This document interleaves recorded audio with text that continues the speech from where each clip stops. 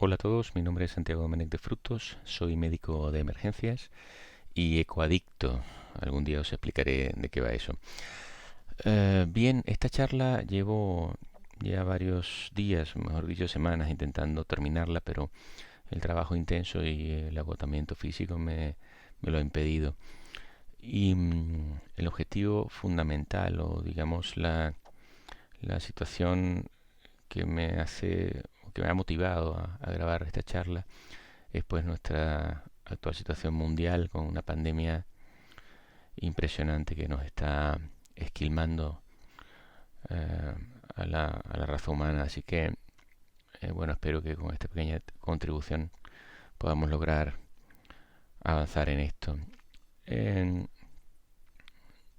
es indudable que la contribución, la solidaridad, el apego de todos los sanitarios que estamos trabajando, tanto en la primera línea de fuego, por así llamarlo, como en la retaguardia, en el día a día, ha hecho que se rompa cualquier tipo de barrera que pudiera existir en cuanto al conocimiento al abrigo de este o a la, o a la falta de generosidad. Todo lo que hemos visto es impresionante, o por lo menos lo que he visto en el intento de contribuir al desarrollo, al conocimiento y al aporte que podamos todos para poder enfrentar esto en todos los frentes, tanto el epidemiológico, de diagnóstico, de tratamiento, de seguimiento, de alta. Y cuáles son las herramientas que tenemos a mano.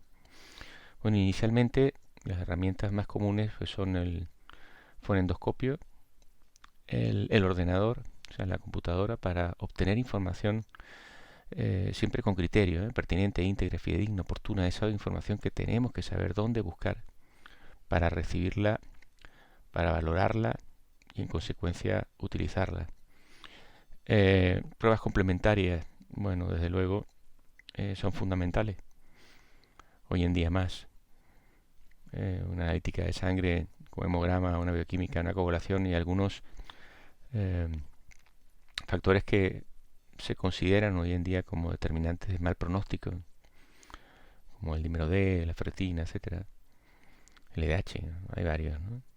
Y por supuesto los test de detección. Os pongo uno de los que estamos probando ahora en mi hospital. Un hospital perdón, es un test que sigue una técnica de inmunocromatografía, se hace en sangre y bueno, se comporta, para que tengan una idea, pues como un test de embarazo, ¿no? Es decir, que si da positivo, seguro que lo tienes, pero si da negativo, va a depender de muchas cosas como para asegurarnos de que el paciente no sea portador o no esté afectado por el coronavirus, por el COVID-19. Obviamente hay pruebas más específicas como la PCR, para RNA virus, pero bueno, eso tarda más, es más complicada y la controla habitualmente Salud Pública. Dentro de nada veremos aparecer muchos más que de hecho ya existen y se utilizan, pero bueno, yo puedo hablar de este en particular. Y antes de seguir con con el objetivo de esta charla, que desde luego es el uso del ecógrafo en pacientes afectados con COVID-19, no podemos, no puedo dejar de mencionar lo importante de esto, ¿no? Necesitamos test, necesitamos estar seguros de quién lo tiene, quién no lo tiene, cómo están, cuándo se negativizan, etcétera. Es decir, necesitamos estas pruebas lo antes posible. Desde luego que hasta que no tengamos vacuna no tendremos paz, pero necesitamos saber dónde estamos. Esto es imprescindible. Entonces, mientras mayor capacidad tengamos para hacer test lo antes posible, tanto las personas que están ahora confinadas en su casa para saber si tienen que mantener el aislamiento respiratorio o no, como aquellas que trabajamos día a día enfrente del, del patógeno. Y hablo no solamente de médicos de urgencia, de intensivistas, anestesiólogos, médicos internistas de familia, farmacéuticos, en fin, y todas las personas que están en la calle trabajando también para resguardarnos. Me acuerdo de todos ellos y los tengo todos muy presentes. Entonces, que valga esta pequeña contribución para, para recordar a las autoridades lo importante de los test. Necesitamos hacer más test. Bien, en el campo de la imagenología, yo no soy radiólogo, pero bueno, me encanta la imagen. Considero que de las pruebas complementarias son de los que más disfruto y de lo que más utilizo. Dentro de las pruebas de imagen que podemos utilizar y que estamos utilizando hoy en día para diagnosticar la infección por COVID-19, bueno, tenemos la radiografía de tórax. Tradicionalmente el abordaje diagnóstico por la imagen de tórax en radiografía convencional en la urgencia se ha basado en la radiografía simple antero, posterior y lateral. Sin embargo, esta técnica presenta limitaciones en la precisión diagnóstica.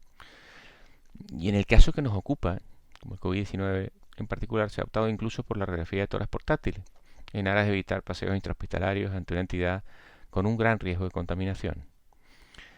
¿Y cuáles son los inconvenientes de esta técnica, la radiografía portátil? Bueno, una mayor dosis de radiación al trabajador expuesto, hablo tanto de médicos como de técnicos de rayos, como enfermerías, etcétera, y otros pacientes. Se encuentran en servicio ya que no hay barreras estructurales interpuestas. Hay un menor control sobre los parámetros técnicos de la exploración, no hay posibilidad de utilizar un control automático de exposición, hay una dificultad en posicionamiento del sistema de imagen, hay una incertidumbre en las distancias, bueno, en fin, tiene muchas limitaciones, desde luego tiene una peor calidad de imagen que una radiografía convencional. Aquí os pongo una radiografía portátil típica en enfermo por infección de COVID-19. Este aspecto empedrado, compatible con daño alveolar difuso, tiene diferentes fases, diferentes momentos. Incluso hemos desarrollado un pequeño protocolo con el apoyo de radiodiagnóstico para orientar a los médicos de urgencias en el diagnóstico con una simple radiografía portátil de tórax, pero que sepamos que no es más que una parte de el componente y del contexto clínico, que es lo que va a determinar e incluso predeterminar la conducta que vamos a seguir. En segundo lugar, pues el TAC. El TAC sería el gol estándar para esto, ¿no? Pero con el doble inconveniente de la dosis de radiación y el inevitable paseo hospitalario con la potencial contaminación del servicio de radiología, que además debe seguir atendiendo otro tipo de patologías que no se detienen y que siguen ocurriendo y que se siguen desarrollando. Pues después de cada estudio, el aparato quedaría inhabilitado para hacer más estudios hasta el cumplimiento estricto de las normas antisépticas respectivas que suelen llevar un periodo de tiempo significativo.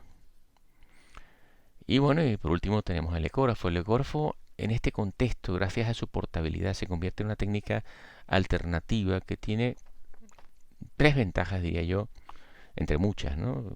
Pero que se podrían resaltar. Una, que se realiza o se puede realizar a la cabecera del paciente, al lado de la camilla, al lado de la cama del paciente.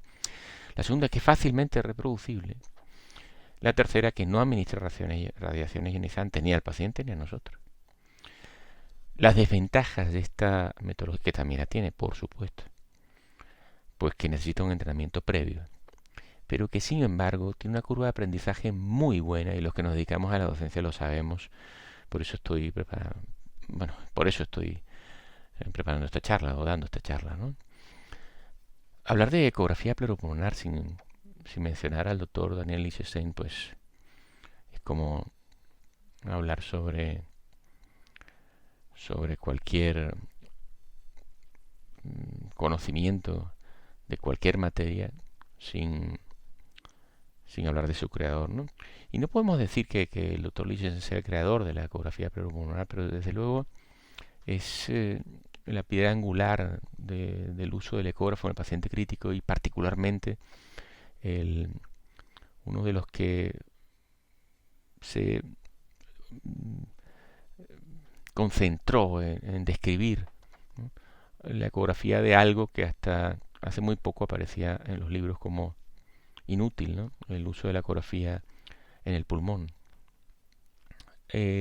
También quiero mencionar al doctor, aquí está la foto del doctor David Curtelín, un gran amigo, David fue conmigo a París a formarnos con el doctor Lichesen, y lo quería mencionar, está en Barcelona, espero que esté bien. Y el doctor James Rippey, que es un médico de urgencias australiano, que también es apasionado por la ecografía y tiene grandes documentos en docencia, y del cual me he tomado la libertad de coger algunos de sus vídeos porque son fantásticos, ya lo veis, para explicar un poquito esto. Bueno, antes de nada, fiel a mis principios, como médicos de urgencias debemos ser ordenados, metódicos y sistemáticos en todo lo que hacemos, en todo lo que pensamos hacer, porque eso va a determinar que seamos rápidos, precisos y seguros, que es lo que se espera de nosotros para ser lo más eficaces y eficientes posible en el tratamiento y en el uso de recursos, ¿no? El ecógrafo es uno de esos recursos.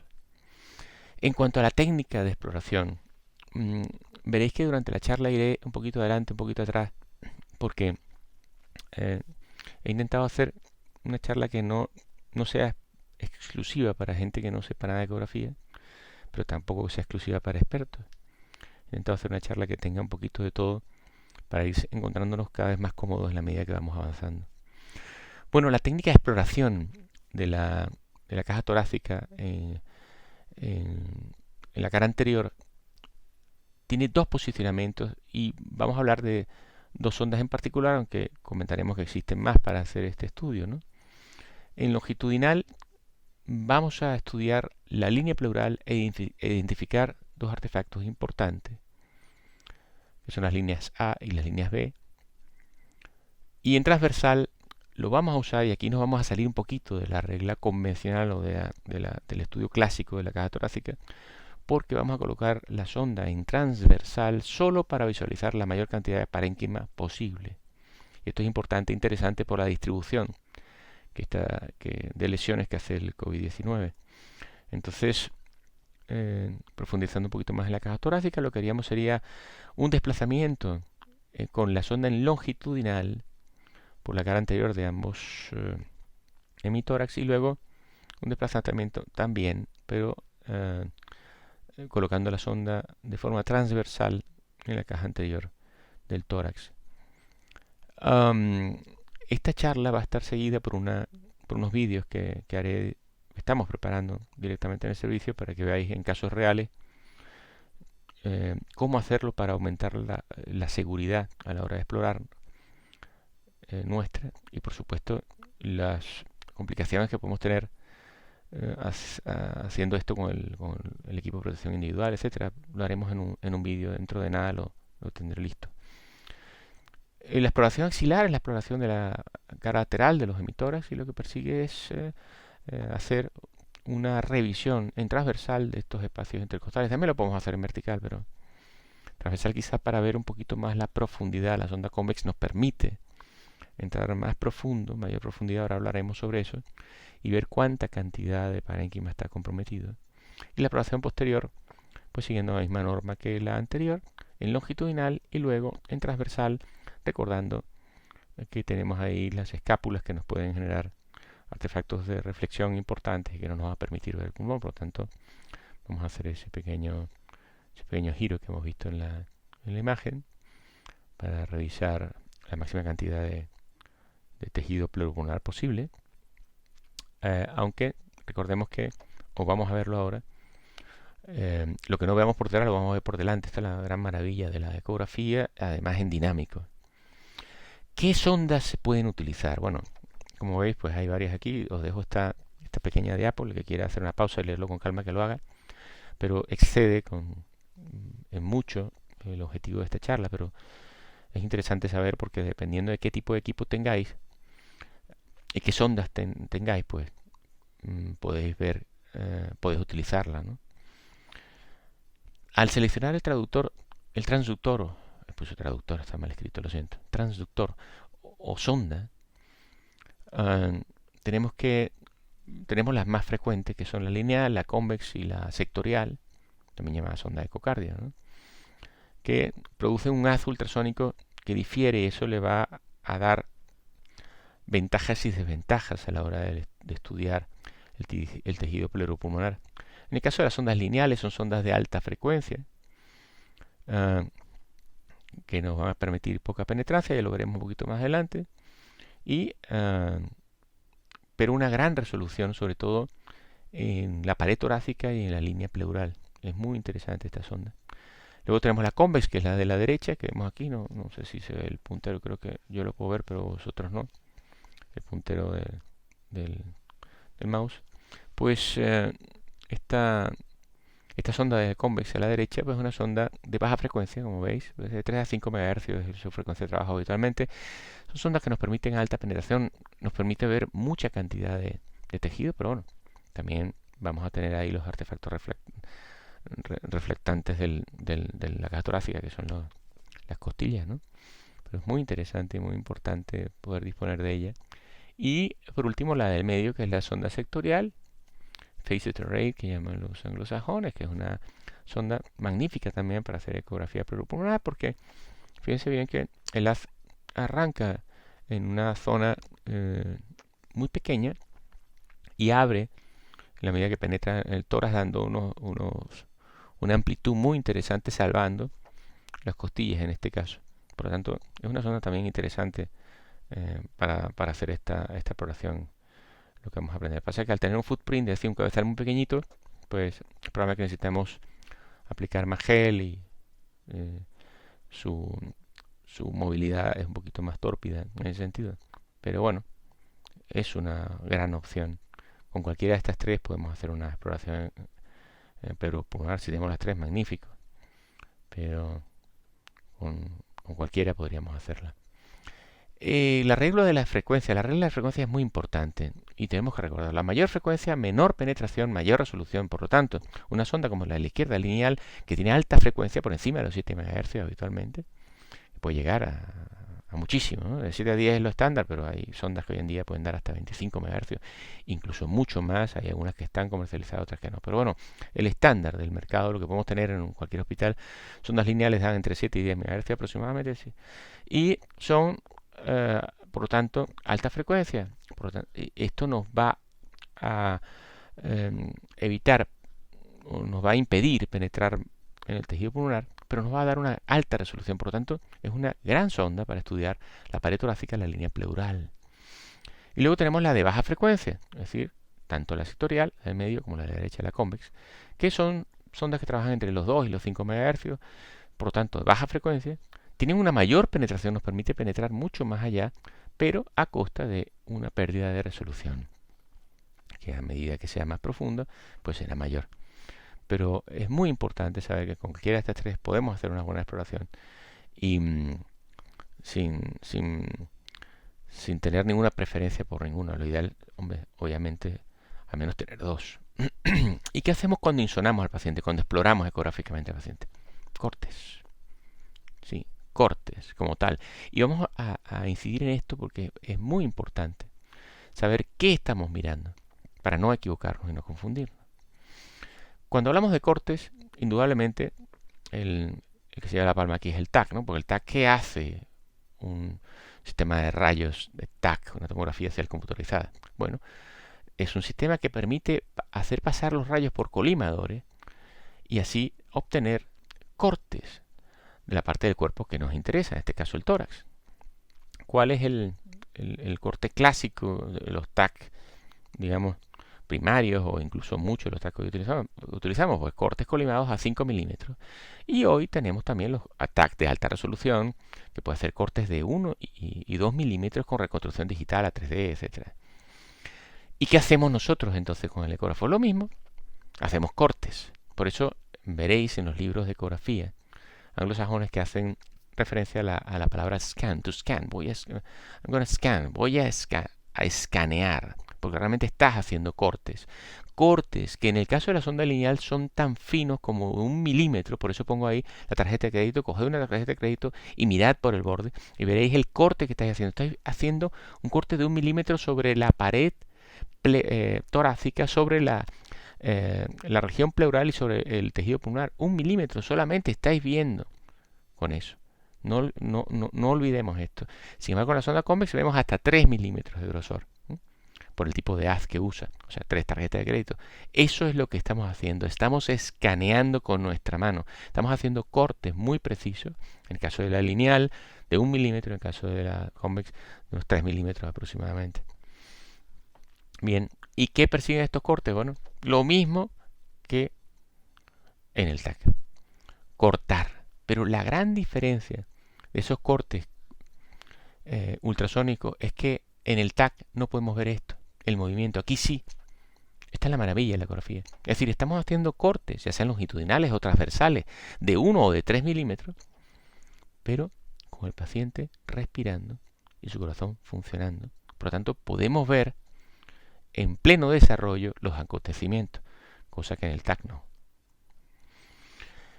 ¿Y qué es lo importante una vez que sabemos qué es lo que hacemos con el transductor? Bueno, orientarnos. La orientación espacial es fundamental para no perdernos.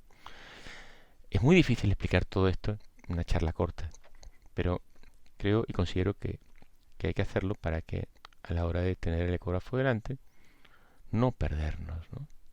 La orientación espacial en la exploración ecográfica del tórax persigue o tiene dos posibilidades fundamentales. Y esto hay que relacionarlo con la imagen que tenemos en la pantalla.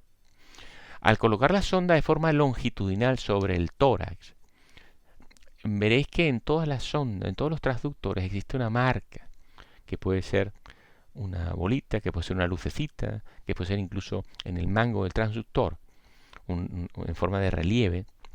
Esa marca corresponde con una marca que existe en la pantalla del ecógrafo, que suele ser de un color, de una forma o incluso del propio logotipo.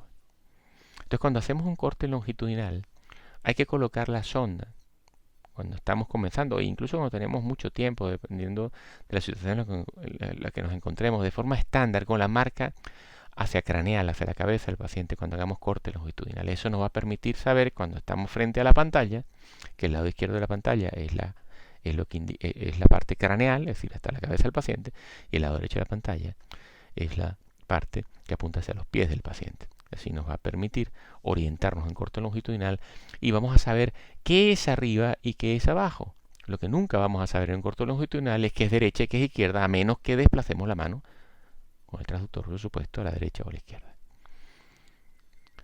¿Qué significa esto? Pues que cuando colocamos la sonda, así como lo vemos en longitudinal, esa marca, que aquí no está puesta en la imagen, lamentablemente, que debería estar el transductor, debe estar hacia la cabeza del paciente. Y eso nos va a permitir, aquí lo vemos, saber en un momento determinado, por ejemplo, al hacer un corte longitudinal en la primera parte de la exploración del emitor anterior, cuál es, dónde está la cabeza del paciente, hacia dónde están los pies. En este caso vemos dos estructuras que son las costillas, costilla superior y costilla inferior. ¿Cuál es la superior? Pues la que está cerca de la marquita esa azul que veis en la pantalla. Y la inferior, pues la otra. Esas costillas son huesos. Los huesos son elementos de gran reflexión, de gran resistencia al ultrasonido. Por lo tanto, el ultrasonido rebota sobre ellos, vuelve hacia atrás y lo que está por delante de la costilla lo podemos ver.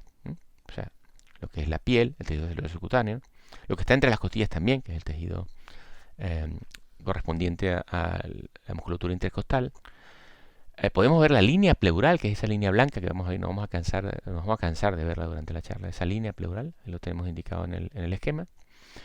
Y vamos a ver dos artefactos importantes que constituyen la sombra acústica posterior. ¿Sombra por qué? Porque eso negro que está hacia abajo, por debajo de las costillas, y que no es más que la información de que los ultrasonidos no están pasando allí. Bueno, están pasando muy poquito hacia allí, por la gran resistencia que ofrece el hueso. Esto lo utilizó el Dr. Lichtenstein para denominar el signo del murciélago, de Bat Sign. En este caso con la sonda, o el transductor lineal.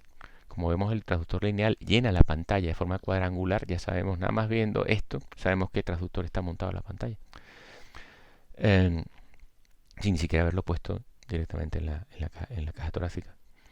Bien, este es el signo del murciélago. Hay mucha gente que dice que no lo ve. gente de poca imaginación.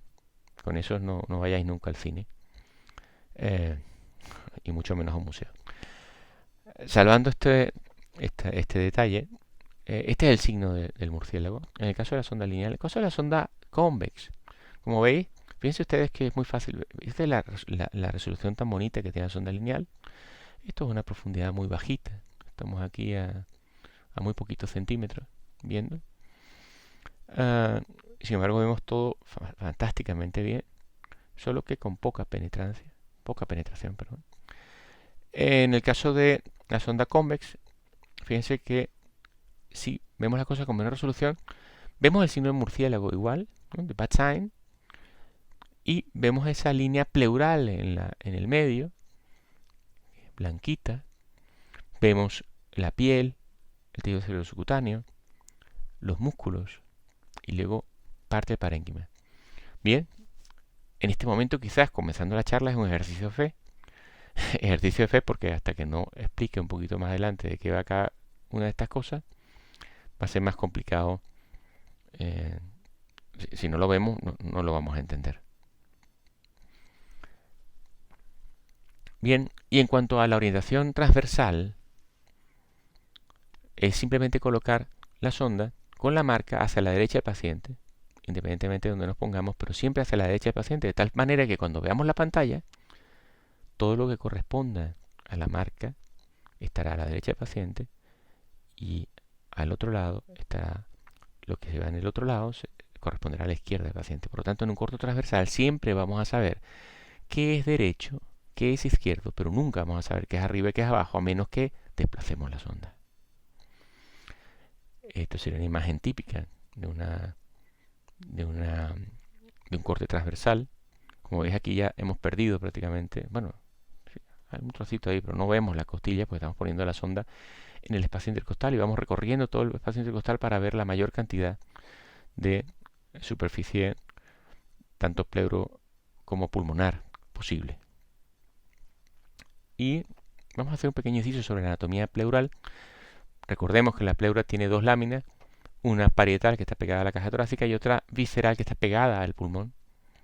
Esas dos láminas están separadas por un espacio virtual, el espacio pleural, que tiene cierta cantidad de líquido. Aquí lo vemos muy bien definido una y otra. Es importante saber reconocer esto y recordar esto porque cuando incidimos con la onda ultrasónica sobre las pleuras, es que vemos esa línea blanca, ¿no?, que es la línea pleural.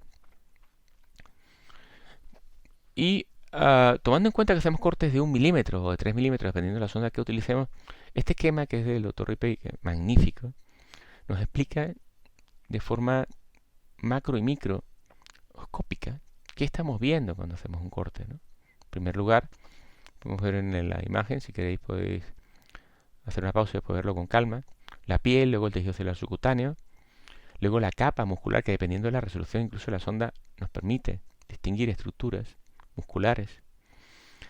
Seguidamente vemos ya la cavidad pleural con las dos láminas y veremos la línea pleural en la ecografía, a partir de lo cual ya empezamos a ver tejido pulmonar, parénquima, y vamos a recordar rápidamente lo que es el acino, los tabiques que existen entre los acinos pulmonares, los alvéolos que rellenan esos acinos y el árbol bronquial con sus componentes vasculares. En esta charla no hablaremos del Doppler, pero es muy interesante poderlo utilizar también en la valoración del paciente en la ecografía pleuropulmonar. Pero quiero que os quedéis con esta imagen porque es lo que va a determinar el resto de la charla. La estaremos viendo constantemente también. Bien, esta imagen de la derecha es una imagen muy bonita que se publicó en el Journal of Ultrasound in Medicine. Hace referencia al cuadro de Caravaggio, pintado, que tiene como título Narciso, ¿no? Todos recordamos este personaje, ¿no? Cuadro de 1499. Y es muy importante que os quedéis con esta imagen porque es lo que vemos cuando hacemos ecografía pleuropulmonar. El efecto espejo sonográfico se puede comparar con la reflexión sobre la superficie del agua pintada por Caravaggio, ¿no? Es lo mismo. En el lado izquierdo vemos lo que sería un corte típico de una sonda lineal en una ecografía de un pulmón normalmente aireado. La línea pleural, que es esa línea blanca que está distinguida por esa flecha, divide la imagen en dos partes. La parte superior, ¿sí?, que es la parte más externa de la cavidad torácica, que es la reconstrucción real de la pared torácica, y la parte inferior, que es el reflejo de la pared torácica. Es decir, estamos viendo reflejada la pared torácica hacia atrás. Por lo tanto, en situaciones normales esto es lo que vamos a ver. Un reflejo de la pared torácica. La parte real y su reflejo. ¿Y qué vamos a valorar cuando hacemos una ecografía pleuropulmonar? Bueno, la pared torácica, la línea pleural, la presencia de líneas A, el deslizamiento pleural y el pulso pulmonar, que se puede hacer en el mismo momento, y las líneas B. Los artefactos aquí serían las líneas A y las líneas B. La línea pleural sería el producto de la reflexión del cambio de impedancia de la pleura hacia el parénquima y hacia la pared. El deslizamiento pleural es algo dinámico que vamos a ver, muy bonito, así como el pulso pulmonar, cosa que no se puede ver en ninguna otra técnica de imagen. ¿Cuál es el target de nuestra exploración? Bueno, lo que pretendemos valorar es el estado de aireación del parénquima pulmonar, es decir, la relación aire-líquido, porque es esta relación la que va a determinar las características de la imagen ecográfica. ¿Y cuáles son los signos ecográficos de normalidad? Vamos a repetirlos hasta el cansancio. Línea pleural regular, las colas de cometa, el deslizamiento pleural durante la inspiración y la expiración, y el pulso pulmonar correspondiendo con la actividad cardíaca, ya sea monitorizada en la misma pantalla del ecógrafo por un electrodo colocado en cavidad torácica o simplemente por el pulso. ¿Qué son las líneas A? Las líneas A es esto que estamos viendo aquí. Son artefactos de reverberación. ¿Sí? Lo que comentábamos antes en el cuadro de Carballo. Visibles en forma de líneas horizontales, que están indicadas aquí con la flecha, que nacen en la línea pleural, que es la primera de todas. En el caso de la imagen de la izquierda y en la derecha es la cabeza de la flecha, y se disponen a intervalos regulares. En las personas sanas es posible encontrar estos artefactos de reverberación sin significado patológico, como consecuencia de que el pulmón está normalmente aireado. Entonces, la presencia de líneas A es una buena noticia. Las vemos tanto usando la sonda convex, recordad, de baja frecuencia, como la sonda lineal a la derecha, de alta frecuencia. ¿Y cómo se ve la línea pleural y las colas de cometa? Bueno, se ven como lo tienen en el vídeo aquí abajo. Y estamos cogiendo la misma foto del Dr. Ripley, arriba del esquema, muy bonita, donde podemos ver que la línea pleural no, es regular. Es decir, al hablar de la línea pleural regular, debemos matizar el hecho de que no se ve una línea recta blanca perfecta, ya que corresponde al reflejo de las ondas ultrasónicas entre los cambios de impedancia entre las láminas pleurales y los alvéolos, incluso también entre los tabiques interlobares. ¿Sí? Por eso se ven esas cometas, líneas de cometa, con lo que veremos discretas imperfecciones siempre, debido al aire contenido en los alvéolos. Por lo tanto, esto es un pulmón aireado, bien aireado, con sliding lung, que dicen los anglosajones, es decir, deslizamiento pleural. No estamos buscando ahora líneas, ya las vimos antes. Este es el deslizamiento pleural. Y las colas de cometas que ven, que son esas líneas que parecen especie de láser, ¿no?, que se disparan hacia abajo de vez en cuando. Tenemos en el esquema de arriba a la derecha en blanco y negro. Esas son las líneas de cometa. Bien, ¿y qué es esto? Eso es esto. Lo mismo. Al colocar la sonda, en este caso en un corte longitudinal, recordamos siempre con la marca hacia craneal, podemos ver la costilla superior, la costilla inferior, la piel, el tejido celular subcutáneo, la parte muscular externa a la intercostal, los intercostales, la línea pleural muy bien definida. Aquí ya vemos líneas A hacia abajo y alguna línea de cometa. Esto de entrada es normal. Y esto lo vamos a ver fácil y rápido. Nada más colocar la sonda con gel sobre la pared torácica. En este caso, por ejemplo, la pared torácica anterior, el tercio superior, pero lo vamos a ver en cualquier sitio. Si el pulmón está bien, esto lo vamos a ver así. Fácil, rápido. ¿Y cómo se ve la línea pleural durante la inspiración y expiración? Esto es importante, porque no solamente vemos que está la línea pleural, sino además que se mueve cuando el paciente respira. Bueno, pues la vemos de esta manera. Decía un amigo, como un caminito de hormiguitas, ¿no? Algo que se mueve. Fíjense las líneas de cometa, ¿sí? Los artefactos estos de cometa. Cómo se mueve la línea cuando va respirando el paciente. Y aquí está colocada la sonda, tanto la lineal en el lado izquierdo como la convex en el lado derecho, de forma longitudinal. Por lo tanto, podemos ver el signo del murciélago, de bad sign, con la costilla superior, la costilla inferior, la línea pleural y las líneas A. La línea pleural durante la inspiración y la expiración, esto lo vimos antes, ¿no? Orientando en la zona convexa y transversal, nos va a permitir en transversal ver mucho más territorio que el longitudinal, ¿vale? El transversal. Aquí vamos a perder la relación de la costilla superior e inferior, pero es muy fácil porque si lo pones en transversal sobre el tórax, si no ves nada, es que estás sobre una costilla.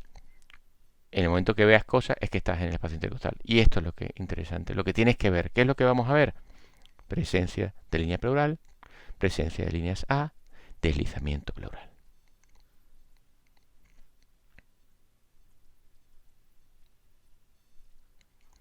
El pulso pulmonar. ¿Qué es el pulso pulmonar? Bueno, si tuviésemos, como dije antes, un electrodo colocado en la cavidad torácica y de ahí al ecógrafo, hay algunos equipos que lo permiten, podríamos ver el trazado electrocardiográfico mientras hacemos la exploración. Eso se usa mucho en ecocardio, pero también se podría utilizar en la exploración pleuropulmonar. Y vemos eso, pues que es un trazo muy discreto que se puede observar en la línea pleural y que varía con cada ciclo cardíaco. Ese no es el corazón, ese es el pulmón. ¿Y cuáles son las causas de pérdida de deslizamiento pleural? Ya empezamos aquí con patología. Bueno, hay muchas causas para perder el deslizamiento pleural.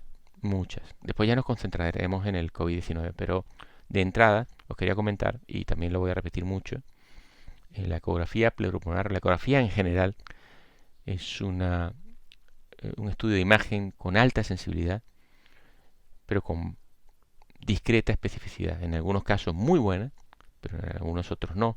Por lo tanto, no podemos pensar que el artefacto que veamos o la alteración que veamos es patognomónica de tal patología, porque no es así. ¿Qué es lo que causa con mayor frecuencia la pérdida de deslizamiento pleural? Bueno, tres condiciones. El neumotórax, la ventilación disminuida, por ejemplo, pacientes que están en la UCI. Esto lo saben mejor, obviamente, nuestros compañeros intensivistas. Pero un paciente incluso que aguante la respiración pierde el deslizamiento pleural porque no respira hasta que vuelva a respirar. Le puedo decir que haga una apnea, tome aire, deje de respirar y ahí vas a ver que no se mueve. Eche el aire fuera y vas a ver cómo se mueve. A veces es importante incluso porque si tenemos la sonda en un solo sitio no podemos desplazarla con mucho, con decirle al paciente que inspire y expire, vemos como el pulmón sube y baja, es decir, nos muestra diferentes partes de su estructura dejando la sonda en el mismo sitio. Pero bueno, esto es también el objetivo de esta charla. Los pacientes que no están ventilados, por ejemplo, porque puede ser por una intubación selectiva, los asmáticos, los bronquíticos crónicos, también pueden tener pérdida de deslizamiento pleural dependiendo de la afectación o la situación en ese momento.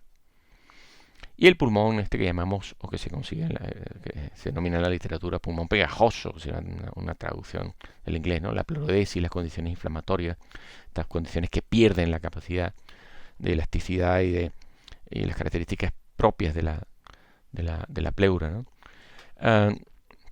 Vamos a hablar un poquito de lo que es el atrapamiento de aire, porque hay que recordar que el COVID no viene solo. El COVID también afecta a personas que previamente tenían otros tipos de enfermedades.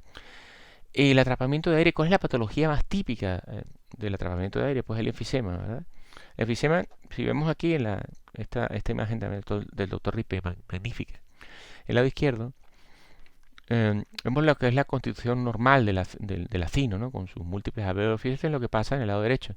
Los alvéolos se van cada vez hiperinsuflando, perdiendo estructura, rompiéndose. Eso puede romper primero alvéolos, luego romper tabiques, romper acinos, en fin, y van desestructurando la característica pulmonar. Y esto tiene un comportamiento ecográfico. Este es el comportamiento ecográfico del enfisema típico. ¿Qué podemos ver aquí? Vemos la línea pleural aquí, blanquita, la que más llama la atención, después de la piel, después del tejido celular subcutáneo, después de la musculatura.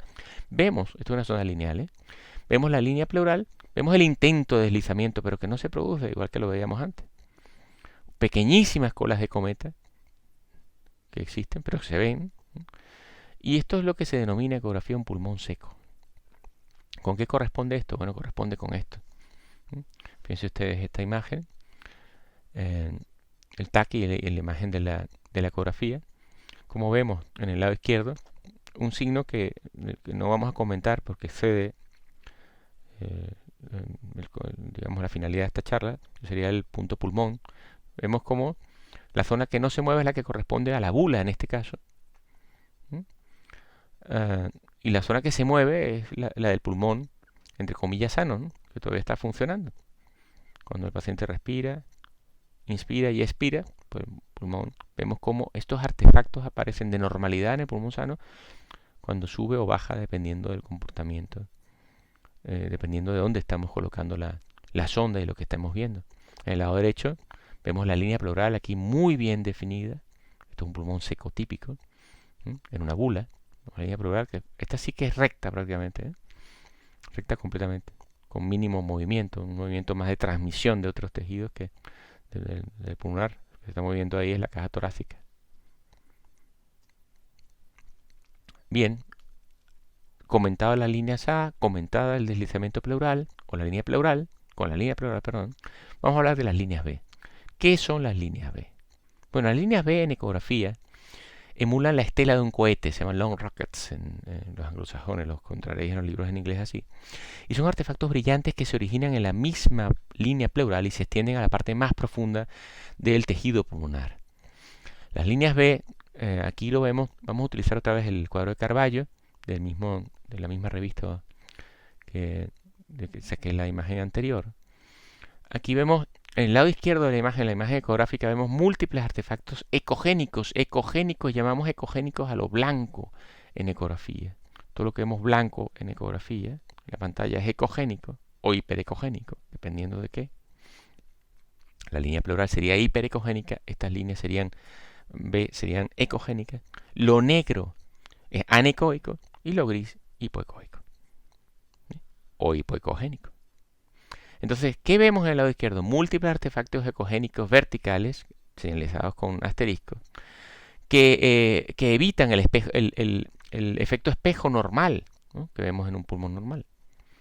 Este es el patrón de diagnóstico típico en los síndromes intersticiales, ¿sí?, que pueden ser muchos, entre ellos el producido por la neumonitis, síndrome alveolar difuso, ¿no?, del COVID-19. Y se debe a la reverberación del haz del ultrasonido entre el aire alveolar y los fluidos intersticiales, porque hay líquido ahí. En el cuadro de Carballo, modificado, veíamos cómo el fenómeno puede ser imaginado como la superficie ondulada del agua, que se reduce gradualmente hasta que desaparece el efecto espejo y oculta el reflejo de la imagen del narciso. Esto sería una explicación artística muy bonita, por cierto. ¿Y cómo se forma la línea B? Bueno, lo dije antes, vamos a repetirlo. Cuando los alvéolos se llenan de líquido, las ondas ultrasónicas inciden sobre ellos y se generan rutas cortas de reverberación que se repiten una y otra vez. Una y otra vez. No me voy a cansar de repetir que la ecografía pleuropulmonar es una herramienta de gran sensibilidad en prácticamente todas las patologías del aparato respiratorio. Sin embargo, es la especificidad de su punto débil, por lo que en el caso de las líneas B también podría encontrarse en patología fibrótica de otra etiología o incluso en infiltraciones malignas. Pero así se forman las líneas B.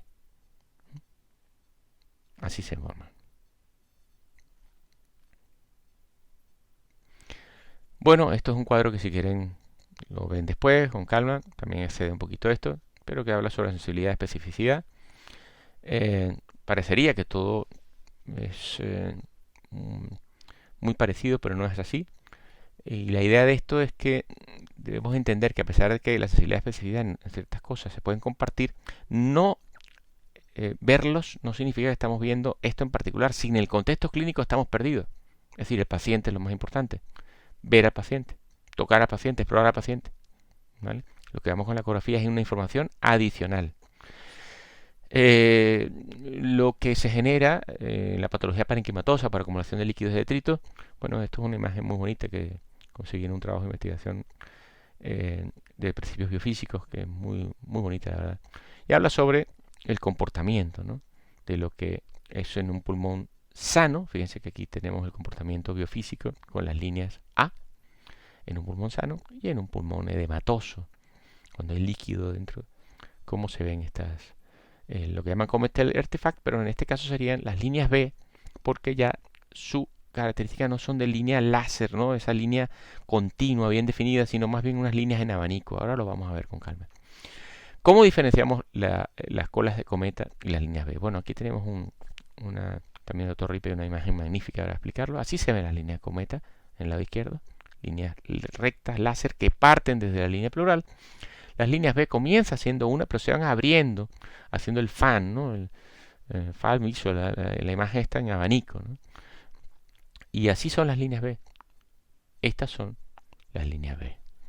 Como veis, líneas que parten desde la línea pleural, no son definidas como las comet tail, como las colas de cometa, y que se abren en abanico en la medida que van profundizando. Esto estamos utilizando una sonda longitudinal en un corte transversal en el pulmón afectado. ¿Cuáles son los tipos de líneas B? Bueno, las líneas B tienen la particularidad que evolucionan con la patología. Pueden ser focales, multifocales, confluentes o coalescentes, que me gusta denominarlas yo. Con engrosamiento pleural, es decir, que la línea pleural se va engrosando, haciendo consolidaciones y se separa de la pared torácica. O ya mezcladas con la consolidación propiamente dicho, de hepatización pulmonar, que también se llama. Vamos a hablarlo un poquito ahora. Entonces, como decía, pues pueden haber focales, multifocales, confluentes, con engrosamiento, dependiendo de cómo vaya avanzando. Fíjense que todo esto amarillo es lo que va rellenando el alvéolo, cuando lo va deformando se va llenando de líquido, va deformando la línea. Fíjense la línea que en principio es discretamente irregular, cada vez se va haciendo más irregular, las líneas de cometas van haciéndose cada vez más gruesas en la medida que está más afectado el tejido pulmonar, convirtiéndose prácticamente en abanicos, abriéndose, perdiendo esa estructura lineal, ¿no?, perfecta de las líneas de cometa. Y vemos aquí cómo la línea pleural se separa de la cavidad torácica, dejando lo que llamamos en ecografía, eso, ¿no?, lo que se ve también en el TAC, ¿no?, en la consolidación subpleural, ¿no?, hasta que avanza, convirtiéndose en una consolidación completa, con una desestructuración grande. Incluso podemos ver esas bolitas blancas que ves ahí, es lo que llamamos broncograma aéreo, que se ve en la ecografía. Esto ya, esto sobre todo en la pared posterior del tórax se ve muy bien cuando exploramos la cara posterior, cuando vemos elementos de consolidación. Podemos ver esto, ¿no? Vemos una hepatización del pulmón, se ve igual que el hígado cuando hacemos una ecografía del hígado, pues se llena de líquido. Una separación absoluta de la línea pleural con líneas B muy importantes que, como están separadas, ya no parten desde la línea pleural, ya no parten desde arriba, sino que parten desde donde se encuentra la pleura desorganizada, ¿no? ¿Cuáles son las imágenes que empezamos a ver cuando empezó todo esto hace apenas 3 meses, ¿no? Las imágenes atípicas en principio que se veían, que son típicas de otro tipo de enfermedad, estas lesiones en vidrio deslustrado, ¿no? Aquí tenemos a la derecha un vidrio deslustrado, es lo que se describía, claro, pero en este contexto infeccioso, con estas neumonías tan terribles, con afectación del parénquima, esto es lo que se convirtió ya en el patrón típico a nivel del TAC. TAC con lesiones subpleurales, fíjense cómo están pegaditas ahí a la pleura. Lesiones en lesiones parcheadas en todo el parénquima, con una distribución diferente. Ahora hablaremos de las distribuciones más comunes. Y en última etapa con una consolidación. Hay que recordar que el COVID-19 hace propensa a la mucosa respiratoria, porque la va destruyendo a la aparición de infecciones oportunistas de diferentes bacterias, entre ellas el Mycoplasma pneumoniae, muy típico de como un segundo problema añadido, ¿no? hay más, pero bueno, por ejemplo. ¿Y cuáles son los patrones de afectación común del COVID-19? Bueno, una afectación bilateral, multilobar. Los lóbulos inferiores están afectados con mayor frecuencia y la localización posterior también con mayor frecuencia. ¿Y cuál es el patrón típico ecográfico en la infección por COVID-19? Bueno, lo mismo que en el TAC, lesiones periféricas. Luego vamos a ver un engrosamiento e irregularidad en la línea pleural. Es típico de esto. Recordemos muy bien esto. Típico no es lo mismo que específico. Estoy hablando de típico, no de especificidad, porque también se puede ver esto en otras patologías. Las líneas B con patrones variables, focales, multifocales o coalescentes, dependiendo del momento, de la edad de la enfermedad en el paciente. Diferentes patrones de consolidación, multifocales pequeños, translobares, no translobares y ocasionalmente broncograma. Esto quizás excede un poquito porque ya nos metemos más profundo en lo que es la ecografía pulmonar, pero vamos a ver una pequeña explicación más adelante con imágenes reales. La reaparición de las líneas A, muy importante durante la recuperación del paciente, es que la ecografía nos va a permitir también en la planta, en el caso ya manejado por medicina interna, o estos pacientes que damos de alta porque no tienen, digamos, no reúnen las condiciones para ingresar, clínicos, según las escalas que utilicemos o según la situación clínica que tenga el paciente, independientemente de las imágenes o con las imágenes. Estos pacientes podemos mandarlos a casa y luego hacer evoluciones si vuelve con nosotros o vuelve a otro centro. Y la recuperación de las líneas A es muy bueno porque significa que el pulmón se está volviendo a airear, se está recuperando. Entonces es muy interesante. La desaparición de ella es como la reaparición, sobre todo sobre la recuperación del paciente. Y una característica, no suelen presentar derrames pleurales. No suelen presentar, pero pueden estar presentes, ¿de acuerdo? Como todo. Bien, ¿qué define las líneas B? ¿A qué corresponde la línea B en el paciente con COVID? Bueno, corresponde a esas lesiones en vidrio deslustrado descritas en el TAC, que parten, si ven las lesiones de vidrio deslustrado son muy periféricas, que parten desde la línea pleural. Cuando hay afectación alveolar, ahí las empezamos a ver. Entonces las líneas B corresponden con esas lesiones en vidrio deslustrado. Y vamos ya a entrar en materia, por así llamarlo, para ver imágenes reales ecográficas frecuentes en COVID-19. Esto es típico. Esto es típico, pero no específico, como dije antes. Típico. ¿Qué es esto? Bueno, pues esto es una imagen típica ultrasónica de neumonitis. ¿Qué es la neumonitis? Es una inflamación pulmonar limitada al intersticio. ¿Y qué se afecta en el COVID? El intersticio, los alvéolos, un síndrome alveolar difuso, ¿verdad? Observen bien la irregularidad de la línea pleural, muy irregular, y las líneas B coalescentes, o sea, evolucionadas, ¿no? Ya, aquí no vemos cometel, no vemos las de cometa, vemos líneas B, pero incluso tan pegadas unas a otras, tanto abanico que nos hablan de la afectación importante del parénquima que hay.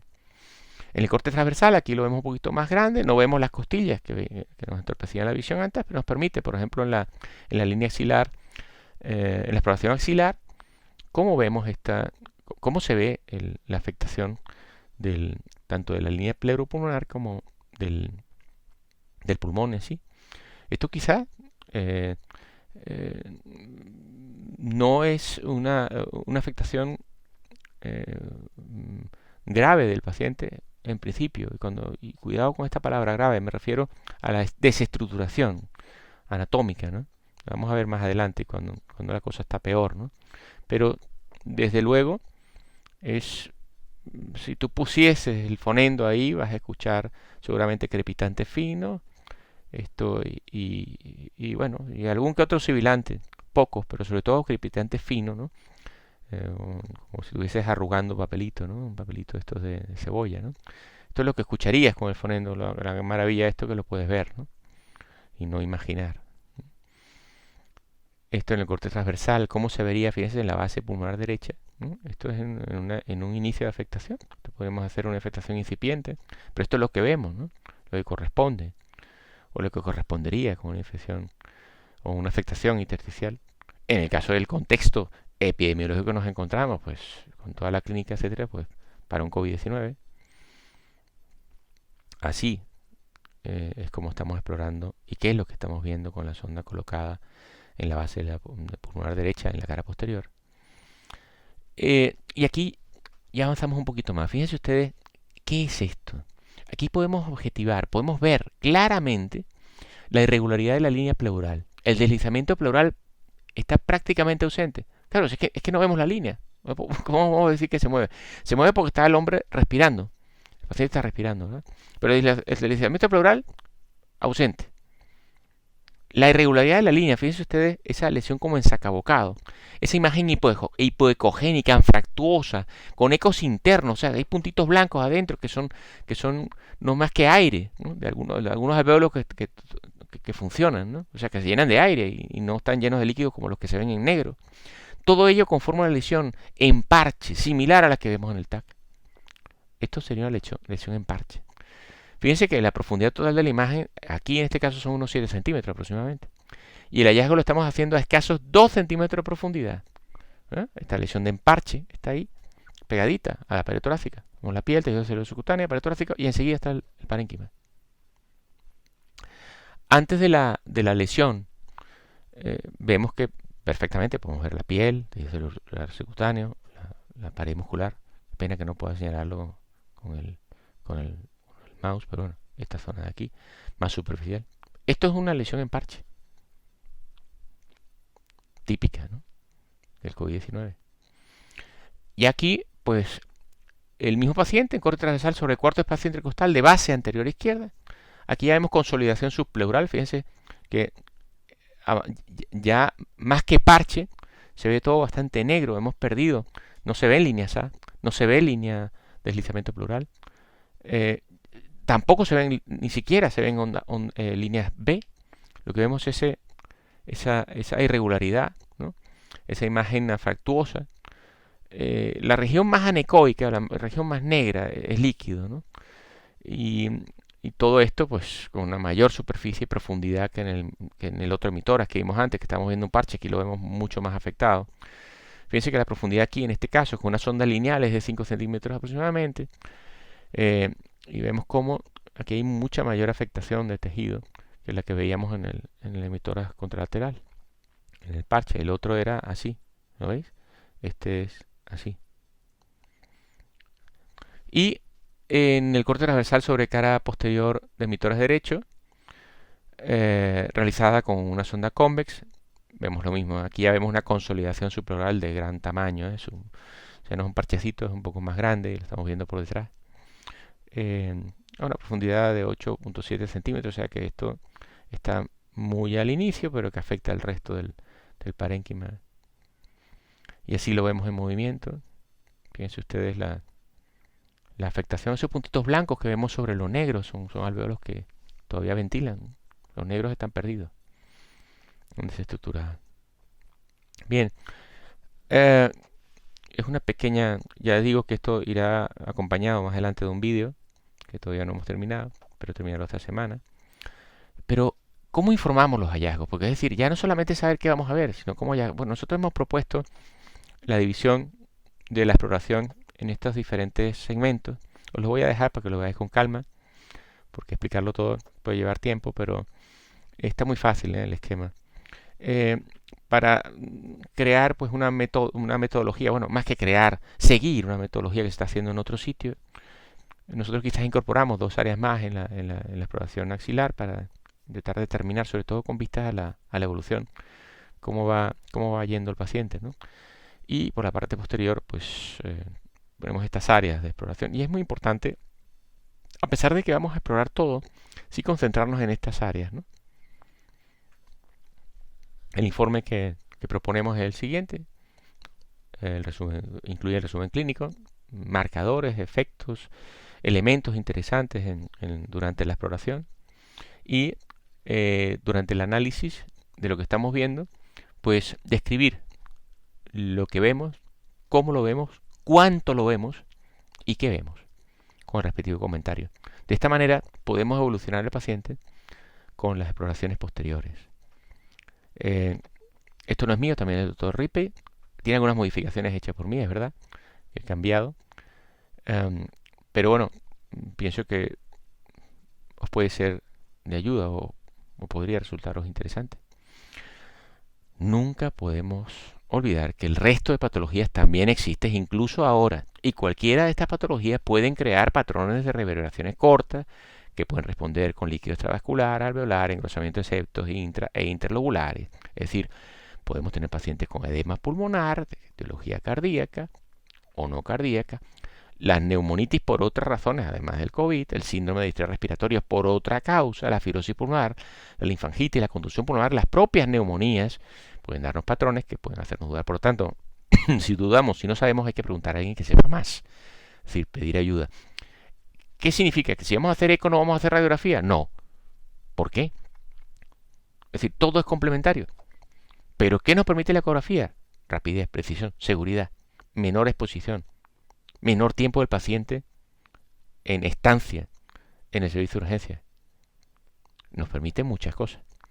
Pero si dudamos, hacer una radiografía de tórax, aunque sea portátil, complementaria o adjunta o lo que sea, es decir, nadie os va a poder criticar por ello. No podemos decir que es que la ecografía, llega la ecografía y se acabó el rayo y se acabó el TAC. No, no es así. El que diga eso está equivocado, es incorrecto. Pero es una herramienta muy valiosa. Y esto os lo voy a dejar, ¿no? En eco pleuropulmonar nada es específico de ninguna patología. Solo debemos hacernos preguntas relevantes para obtener respuestas relevantes, siempre considerando el contexto clínico, nuestras limitaciones en experiencia con el uso del ecógrafo y la suma del resto de las pruebas complementarias. Nada termina con el uso del ecógrafo. De hecho, todo comienza con el uso del ecógrafo. Y de momento, nada más, muchas gracias. Muchas gracias a todos, amigos, compañeros que están haciendo su aporte. Espero que esta humilde aportación sirva para ello también. Y unidos vamos a vencer seguro. Un abrazo.